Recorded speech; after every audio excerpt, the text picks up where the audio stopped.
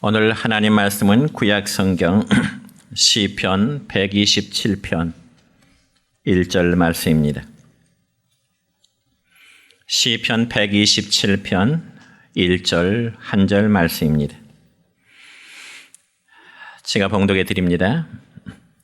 여호와께서 집을 세우지 아니하시면 세우는 자의 수고가 헛되며 여호와께서 성을 지키지 아니하시면 파수꾼에 깨어 있음이 헛되도다. 아멘. 사랑과 축복의 메시지 나눕니다. 사랑과 축복합니다. 예, 사랑과 축복합니다. 감사합니다.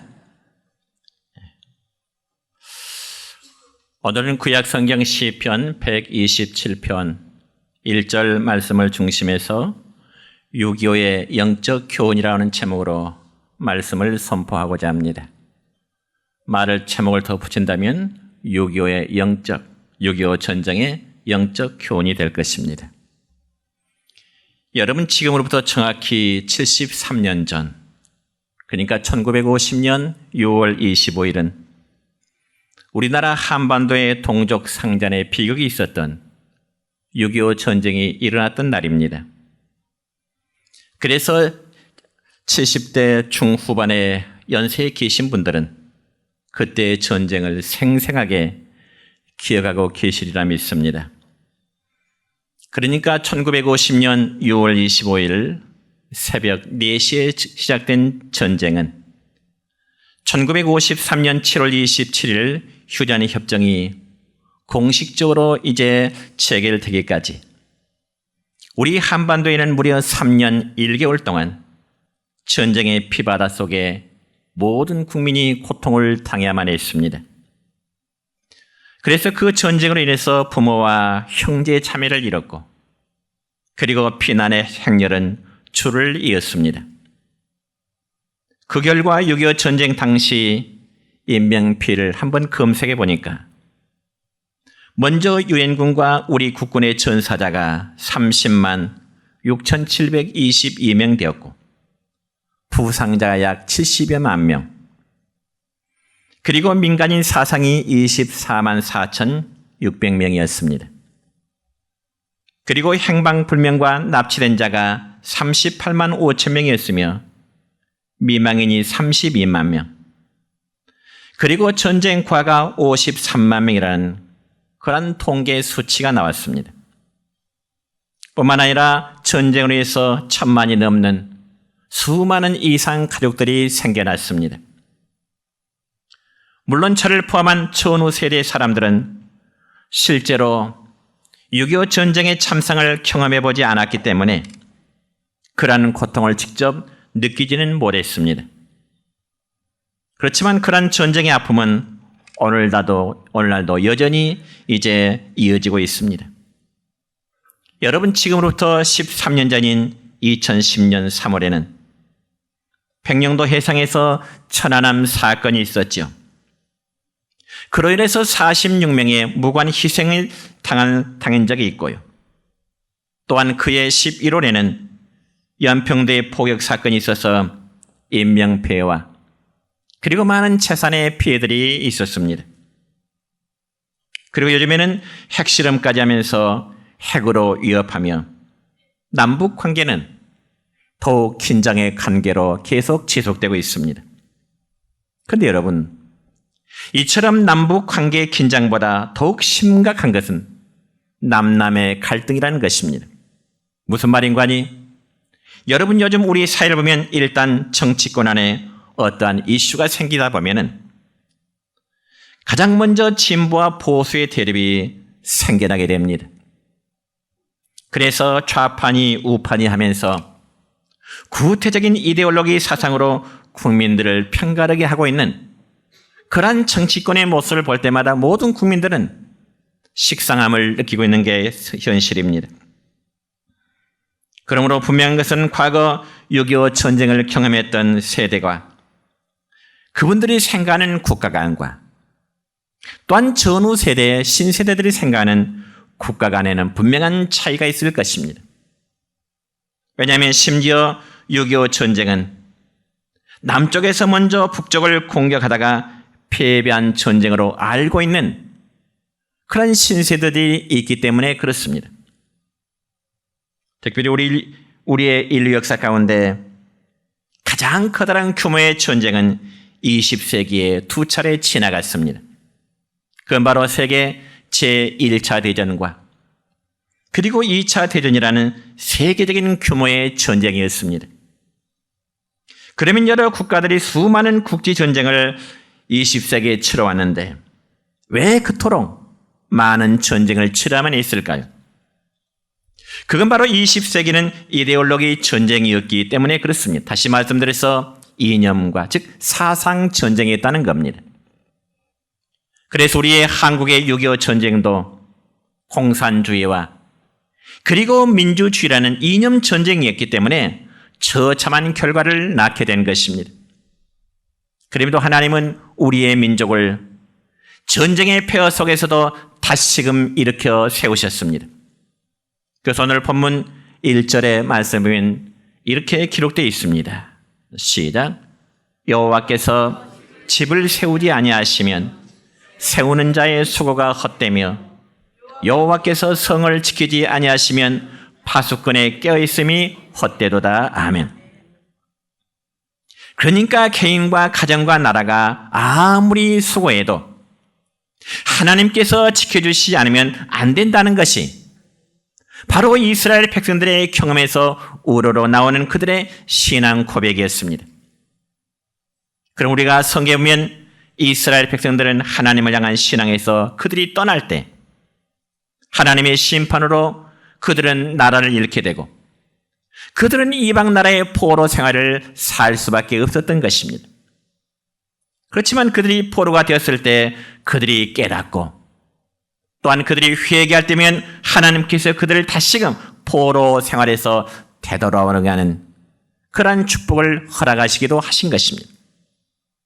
그럼 오늘날 성도는 어떤 경우라도 정말 하나님을 향한 신앙만큼은 절대로 잃어서는 안 된다는 교훈을 우리는 전쟁의 역사를 통해서 다시 한번 교훈해주고 있습니다.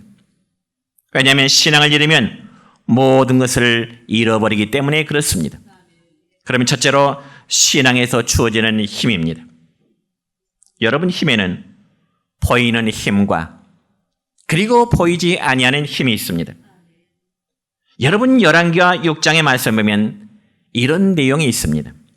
한 번은 아람이라는 나라의 왕이 이스라엘 나라를 공격하기 위해서 다양한 전쟁 계획을 세웠습니다. 물론 성경에 기록된 아람이라는 나라는 지금의 시리아라는 나라입니다. 그래서 아람 왕은 이스라엘을 공격하기 위한 구체적인 계획들을 신하들과 그리고 모든 지휘관들에게 하달을 하게 됩니다. 그리고 그러한 명령하달은 요즘 말로 표현하자면 탑 시크릿, 다시 말해서 군사 1급 비밀로서 철저한 보안 속에 진행이 되었을 것입니다. 그런데 이스라엘 나라에는 여러분 엘리사라는 선자가 있었는데요. 그는 아람 나라의 모든 전투 계획을 미리 알고 급히 사람을 이스라엘 왕에게 보내게 됩니다. 그러면서 전한 말은 왕이시여 내일이면 저 아람의 군대들이 어디 지역으로 공격해 올 테니 빨리 군사들을 보내서 대비하도록 하세요. 이런 전가를 보내게 되는 것입니다. 그러면 왕은 신속하게 군사들을 배치해서 아람 군대의 공격을 미리 차단할 수가 있었던 것입니다. 그런데 그런 경우가 여러분 한두 번이 아니었습니다. 그러니 아람 군대 입장에서는 아무리 비밀리에 이스라엘을 공격하고자 했지만은 어떻게 알았는지 이스라엘은 그때마다 미리 방어 준비를 하기 때문에 어찌할 도리가 없는 것입니다. 그래서 하도 답답한 아람 왕이 하루는 신하들을 불러들였습니다. 그리고 말하기를 혹시 너희들 중에 이스라엘 왕과 내통하는 자가 있느냐? 왜냐하면 그렇지 않고서야 어떻게 자기들의 그 군사 비밀을 이스라엘 왕이 먼저 알고 그렇게 철저히 준비를 할 수 있겠느냐 하는 것입니다. 그러자 그때 신하 중 한 사람이 아람 왕에게 말하기를 왕이시여 듣자옵건대 저 이스라엘에는 엘리사라는 선자가 있는데요. 그 선자는 왕이 침실에 사는 말까지도 다 듣고 있습니다. 그럴 말 하는 겁니다. 그러니까 왕께서 우리 신하들을 모아놓고 어전 회의 내용까지도 다 알아서 그때마다 이스라엘 자기 나라 왕에게 보고를 한다는 것입니다.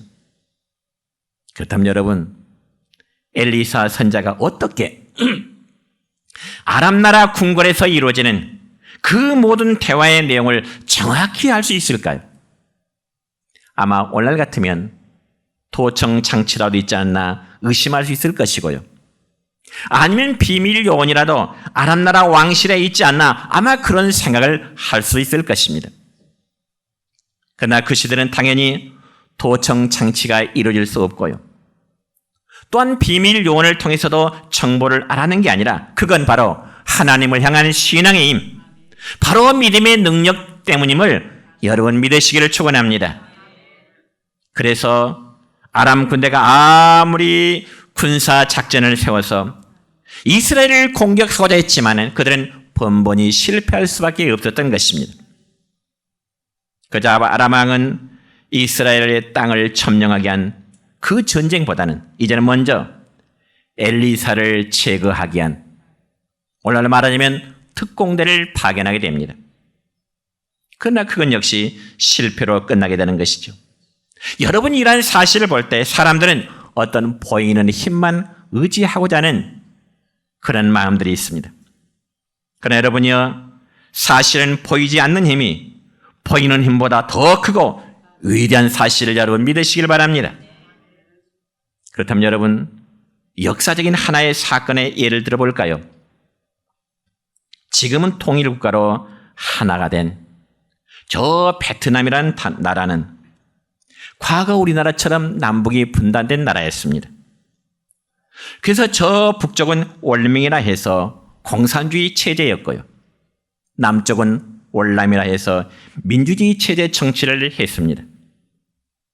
그래서 남과 북이 이념 갈등으로 오랜 세월 동안 그들이 전쟁을 할 때 우리나라를 비롯해서 여러 나라들이 월남을 지원했습니다. 물론 그중에는 당시 세계 최대 군사 강대국이었던 미국이라든지 그리고 프랑스, 그 외 여러 나라들이 월남을 지원했습니다. 그럼에도 불구하고 월남은 북쪽 월맹군에게 패배를 당하고야 말았던 것이죠. 여러분, 왜 월남이 패망했을까요? 당시에 전쟁 무기가 부족해서 월남은 저 북쪽 월맹에게 패배를 당했을까요? 아니요. 그들은 미국으로부터 막강한 무기 지원을 많이 받았습니다. 그럼에도 불구하고 이 월남이 월맹에게 패배한 이유는 나라의 고위 간부로부터 학자들 그리고 종교인들, 그들이 나라를 지키고자 했던 의식이 없어 오직 외세의 힘만 의존했던 그 결과로 그들은 패망의 쓴맛을 맞을 수밖에 없었던 것입니다. 그런 반면에 여러분, 이스라엘이라는 나라는요, 아주 작은 나라예요. 당시의 인구가 900만 명에 불과했지만 그들은 10억이 넘는 연합군대와 싸워서 6일 만에 대승을 거두었던 위대한 전쟁의 역사가 있습니다. 때는 1967년 6월 5일이었습니다. 이스라엘 주변에 있는 이집트와 그리고 시리아 그리고 요르단 이 세 나라는 아랍이라는 연합군대를 결성했습니다. 그리고 작은 이스라엘 나라를 공격하고자 한 것입니다. 여러분 모둠이 볼 때 이스라엘 나라는 아주 작은 나라이기 때문에 거대한 연합군대와 맞서 싸운다는 것은 마치 어린아이가 어른들과 싸우는 것과 마찬가지입니다. 그래서 누가 보더라도 처음부터 상대가 되지 않냐는 뻔한 전쟁이었습니다. 그런데 여러분, 그 당시 이스라엘 국방장관이었던 모세 다얀이라는 사람은 자기 병사들을 전쟁터에 내보냅니다. 그리고 자신은 국영방송국에서 시편 27편의 말씀을 낭독하고 있었습니다.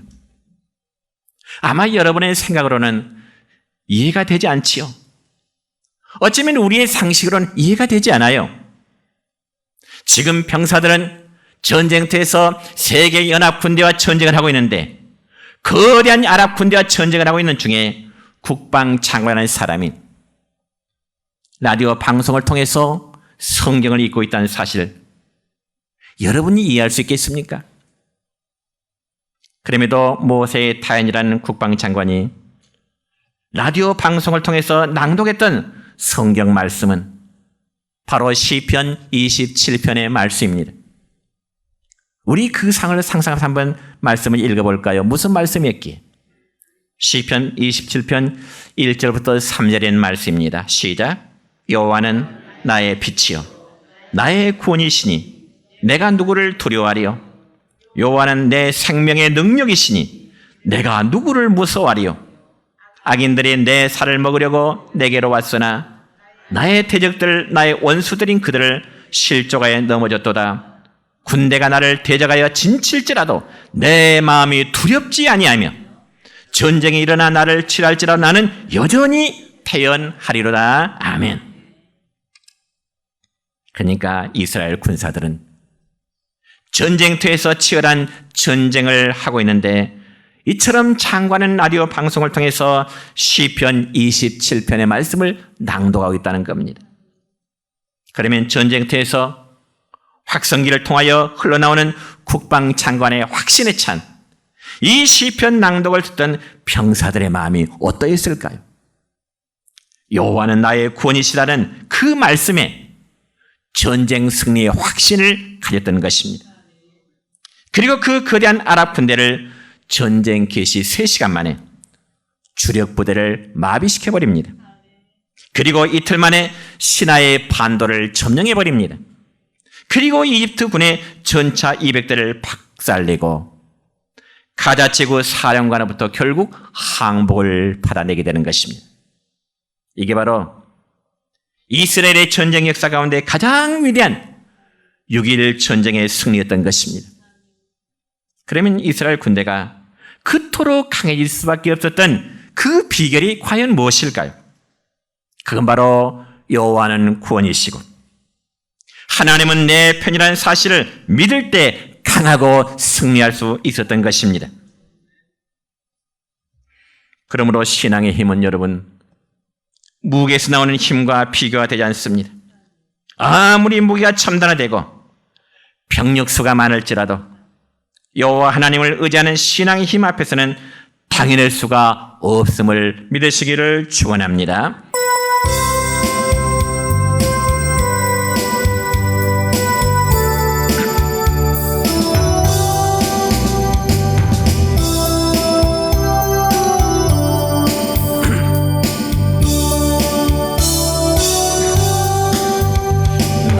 힘이 되신 여호와여 내가 주님을 사랑합니다.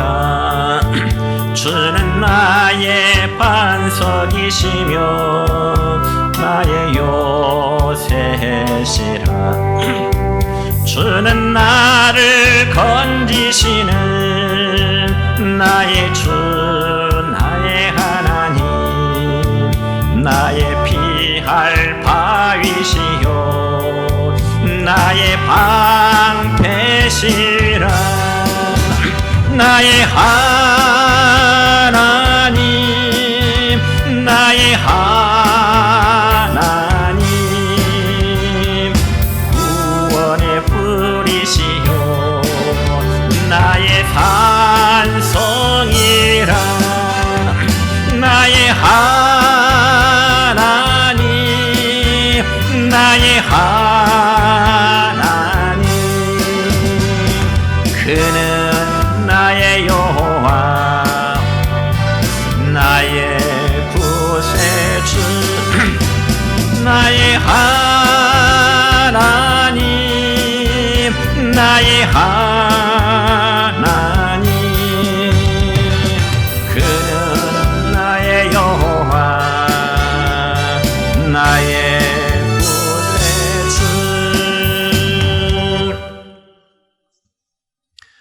여러분은 구약 성경 사사기 7장의 말씀을 보면은 이제는 미디안이라는 족속들이 이스라엘 나라를 침략해 온 적이 있습니다. 그러자 나라의 위기가 닥치자 기드온이라는 사사는 나라와 백성들의 안전을 지키기 위해서 미디안 군사들과 싸울 수 있는 군사들을 모집하게 됩니다. 그자 백성들 가운데 전쟁터에 나가서 싸우고자 자원하에서 모인 사람들이 숫자가 32,000명 가량이 되었습니다. 그런데 하나님은 기드온 사사에게 말씀하시기를 32,000명, 사람이 너무 많아. 그러면서 군사들을 줄이라는 것입니다. 그럼 왜 하나님께서 이 차원에서 모여든 그 32,000명의 군사들이 많다는 것일까요? 왜 줄이라는 것일까요? 그 이유는 만약 32,000명의 군사들이 한꺼번에 미디안 군대와 싸워서 이길 경우에 그들이 스스로 말하기를 우리 군대는 강해서 우리는 힘이 있어서 미디안 군사를 이겨냈다고 하는 그런 교만함에 빠질 수 있기 때문에 하나님은 숫자를 줄이도록 말씀하십니다. 그래서 기드온 사사는 처음 32,000명의 지원병을 줄이고 또 줄인 결과 결국 300명만을 남게 되는 것입니다.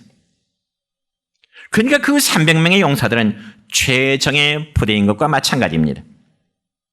그 결과 기드온의 300명 용사들은 메뚜기 떼같이 많은 미디안 군대를 물리쳐 이기게 됩니다.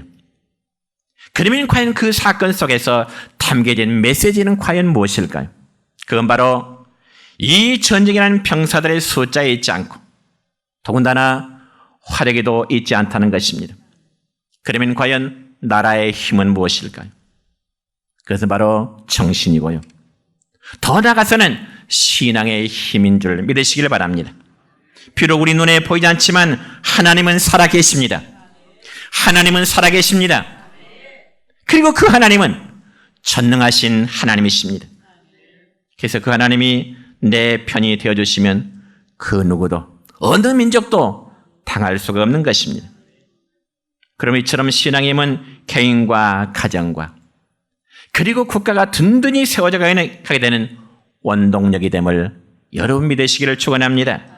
두 번째는 우리는 6.25 전쟁을 통해서 우리에게는 나라를 사랑해야 된다고 하는 그러한 교훈을 다시금 받게 됩니다.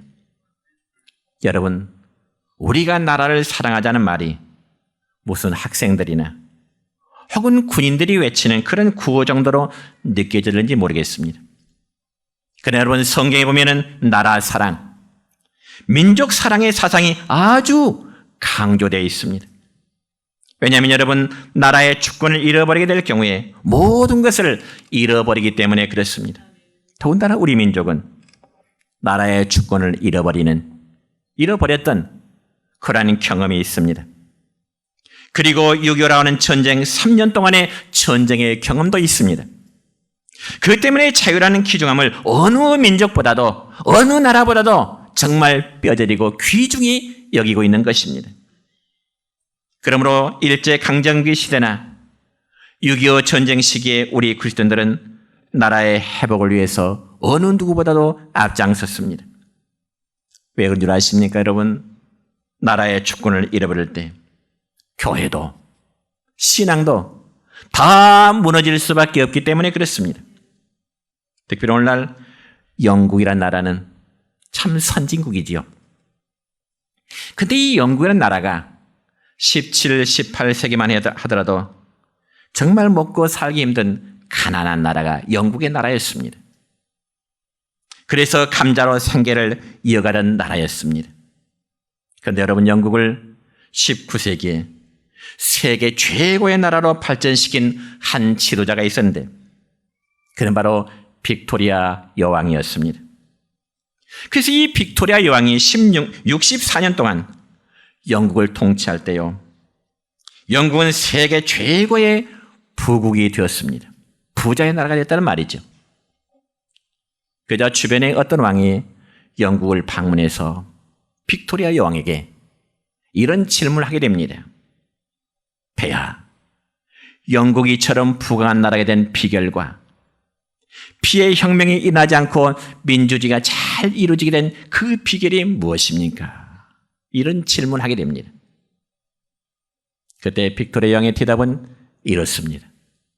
그 비결은 국민들이 성경을 배우고 성경 말씀대로 살려고 노력했기 때문입니다. 그런 답변을 주었습니다. 그렇습니다. 사랑하는 성도 여러분이여, 영국의 부유함은 빅토리아 여왕의 말처럼 모든 국민들이 성경을 배우고 그리고 그 말씀대로 실천했다는 것이 역사가 분명히 증명하고 있습니다. 특별히 우리나라는 2002년도에 한일 공동 월드컵이 있었습니다. 벌써 21년 전의 이야기네요. 그 당시 우리나라 경기가 있을 때면 경기장 안팎에는 어때요? 온갖 붉은색으로 물들었습니다. 그래서 시청 광장, 극장, 하물며 식당에서조차 오 필승 코리아, 오 필승 코리아 목이 터지게 부르면서 응원했습니다. 정말 그때 모습이라면 온 국민의 마음이 하나의 마음이었고요. 그리고 태극기를 흔드는 모습은 정말 애국자의 모습처럼 보였습니다. 그래서 열심히 응원하고 승리하면 온 천하를 얻는 것처럼 모든 국민들이 기뻐했습니다. 그러면 그게 진정한 애국일까요? 저는 그렇게 보고 싶지 않습니다. 물론 우리나라 선수들이 다른 나라 선수들과 경기에서 이기는 것 정말 기쁘지요. 그러나 그러한 기쁨과 흥분은 아주 순간적입니다. 한마디로 감정의 표현일 뿐이지 정말 실적인 나라의 사랑의 삶은 아니라는 겁니다. 그러면 어떻게 사는 것이 진정 나라를 사랑하는 삶일까요? 그것은 국민 한 사람 한 사람이 각자의 위치에서 자신의 책임과 의무를 다하면서 살아가는 것입니다. 그래서 직장인은 직장 생활에 최선을 다할 것이요, 기업가는 소득에 대해서 탈세하지 않고 정당한 세금을 내는 것이요, 국민으로서의 정당한 의무를 다해가는 것입니다. 특별히 저는 근본 제21대 국회의원들 가운데 국방의 의무를 이행하지 않는 그 비율이 얼마나 되는지 한번 컴퓨터에서 검색해 봤습니다. 그랬더니 우리나라 국회의원 300명 가운데 병역의 의무가 없는 여성 의원 57명을 제외한 나머지 243명 가운데 병역 의무를 제대로 한 사람은 195명인 80.6%에 불과했습니다. 그런 반면에 병역 면제를 받은 국회의원 47명으로서는 이제 19.4%를 차지했습니다. 그러니까 남자 의원 243명 가운데 41명이 군대를 안 갔다는 겁니다. 300명 가운데 여성 의원 빼고 국회의원 41명이 병역 의무를 안 마쳤어요. 물론 이들이 병역 의무를 이행하지 못한 이유는 다 있습니다. 질병이라든지 혹은 과거 민주화 운동을 위해서 수감되었던 그런 전력도 있고요. 그렇지 않고 때로는 경제사범이라든지 혹은 도덕적인 범죄의 경우도 많았습니다. 누가요? 현직 국회의원들이. 그런데 그런 분들이 입법부의 기관에서 나라를 위해서 수고한다고 받는 수고비, 세비지요. 연봉 1억 4천만 원 가량이 되더라고요. 여러분이 이 표를 보면 알 수 있듯이 우리보다 잘 사는 나라보다 국회의원 세비가 더 많아요. 그리고 그들에게는 회기 동안 아니더라도 때로는 회기에 참석하지 않아도 아니 민생은 뒷전에 두고 당리당략하게 싸우더라도 세비는 꼬박꼬박 받고 있습니다. 그래서 그들에게는 무노동 무임금 원칙은 지켜지지 않고 있습니다. 그러면서 그들은 일반 국민들이 누리지 못하는 그 혜택을 무려 약 200가지나 누리고 있습니다. 그러니 모든 국회의원 전체를 싸잡아 비판한다는 것은 무리가 있지만은 국민의 기본적인 의무를 이행하지 않으면서도 나라를 사랑한다고 할 수 있을까요? 그렇다면 여의도 한량들의 문제는 그만두고라도 우리 그리스도인들의 나라 사랑은 어떻게 이루어져야 될까? 우리는 우리의 삶의 장소가 어디가 되었든 정말 각자의 위치에서 하나님의 이름을 드러내고 또한 하나님을 올바로 섬기는 여러분 되시기를 축원합니다. 그래서 본문에 보면 본 시편의 기자는 자신에게 주어진 일을 올바로 하며 하나님을 예배하는 일이 얼마나 감격스럽던지 하나님의 성전에 올라가면서 본문의 노래를 부르게 되는 것입니다. 이와 같이 하나님이 맡겨주신 일을 하면서 또한 주님이 지켜주셔야만 복된 가정, 복된 나라가 될 수가 있는 것입니다. 여러분, 요즘 여러분이 TV를 관심 있게 보면 윤석열 대통령의 집무실 책상 위에 놓인 아마 편말을 보게 될 것입니다. 이 편말은 작년 5월에요. 미국 바이든 대통령이 우리나라에 방문했을 때 윤 대통령의 주관 선물입니다. 그런데 그 편말에 보면 영어로 The works of here라는 단어 영어가 써 있습니다. The works of here. 이 말은 무슨 뜻인가 하니 모든 책임은 내가 진다라는 뜻입니다. 참 좋은 말입니다. 대통령으로서 국정의 책임을 내가 진다는 것. 그거 당연한 일이죠. 그래서 우리 국민은 대통령이 정말 책임 정치하기를 기대하고 있습니다. 그러면서 나라가 안정되기를 또한 원하고 있습니다. 그래서 우리 조상들이 지금까지 피 흘려 지켜왔던 우리나라가 이제는 더 이상 남북 간의 긴장 없이 그리고 국민들 간의 이념 대립 없고 공정한 사회로 공정한 나라로 이루어지기를 다 원하고 있습니다. 그럼에도 공로는 자신이 받고 남에게 책임을 떠넘기는 패스워크, 즉 어떤 취자라도 어떤 지도자라도 그건 자격이 없는 겁니다.